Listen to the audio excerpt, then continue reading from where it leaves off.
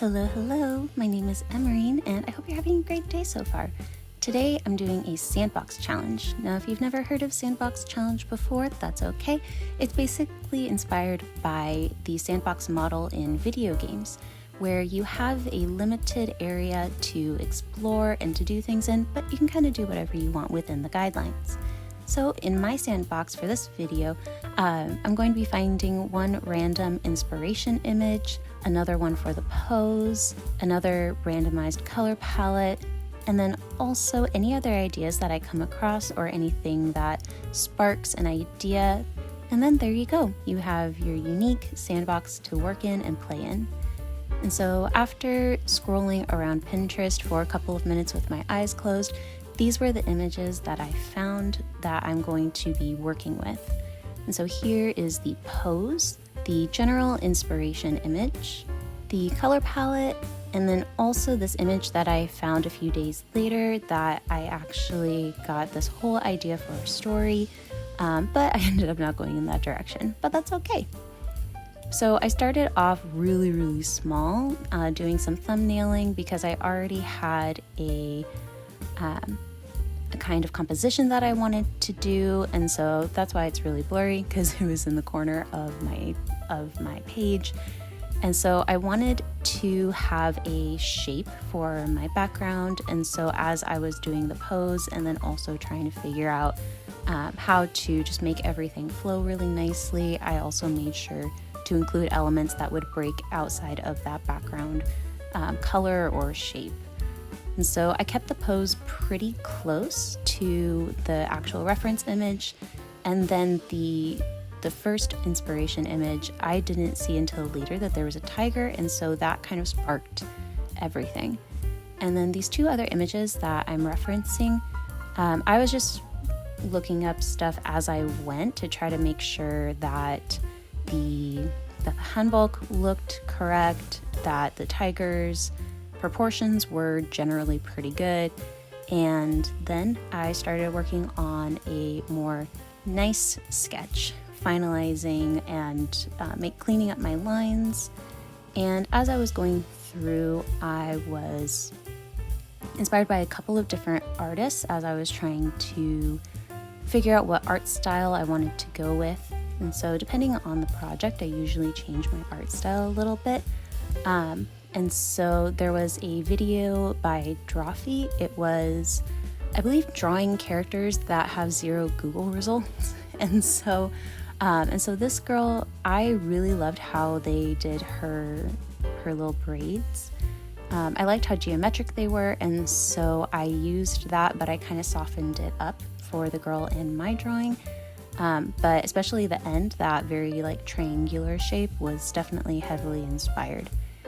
And then I already had the vision for what I wanted the tiger to look like, especially in the face. But then going to the girl's face, it was a little bit more tricky.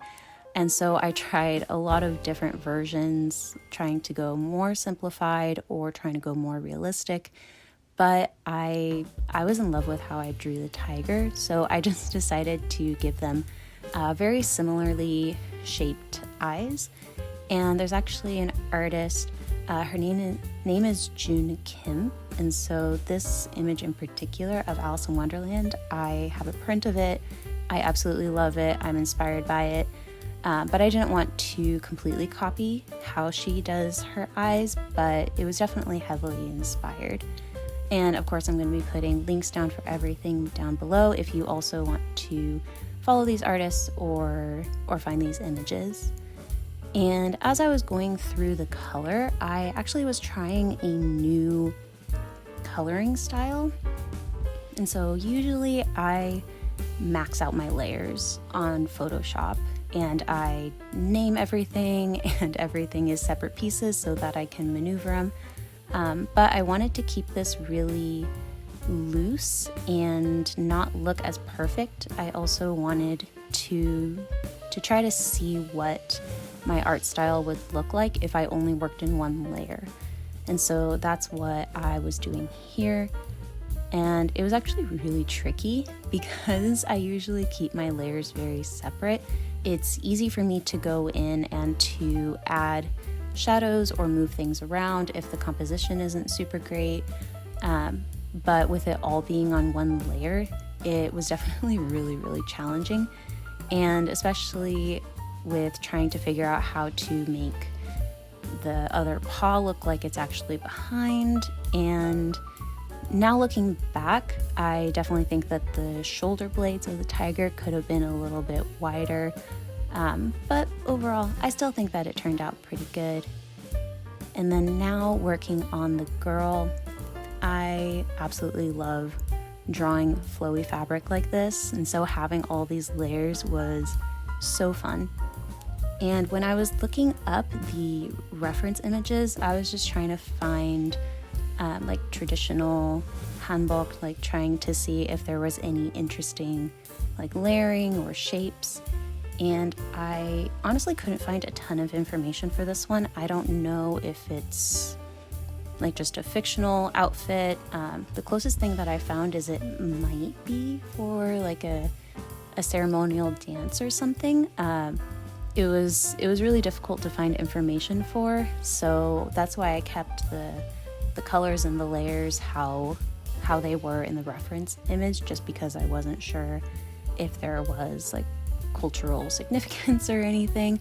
But also the colors layered up really nicely, and I liked how many colors were in the color palette. It made it a lot easier to be able to make sure that like different parts didn't like blend in with each other. Like the red, it's more of an orangey red, but it was different enough from the orange. And then also there was the more cool blues that I used on the tiger, and then the teals that I used on the girl. And then as I was finishing it up, I was trying to figure out how to add textures, so I was just messing around with Procreate brushes. In the end, this is how it turned out. I really liked how it came out. Of course, there's things that I would want to change now looking back, but overall, I think it's really fun. It definitely has a certain aesthetic, and I hope that you like it too. I'm actually really curious if you would do anything different if you had these same images, and I hope you have a lovely rest of your day. Bye!